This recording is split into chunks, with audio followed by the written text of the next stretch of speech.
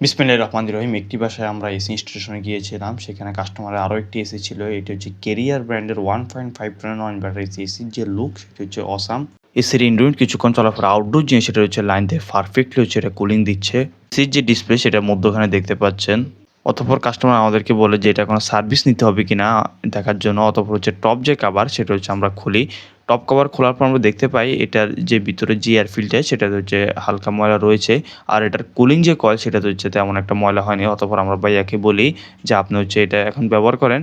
শীতের আগেও অবশ্যই একটা সার্ভিস নিয়ে নিবেন, তাহলে হচ্ছে ভালো হবে। এসি থেকে ভালো সার্ভিস পেতে নিয়মিত এসির যে এয়ার ফিল্টার সেটা হচ্ছে পরিষ্কার রাখবেন। এয়ার ফিল্টার যদি ময়লা হয়ে যায় তো হচ্ছে রুম আর দ্রুত ঠান্ডা হয় না। দীর্ঘ সময় নিয়ে হচ্ছে রুম ঠান্ডা হয়।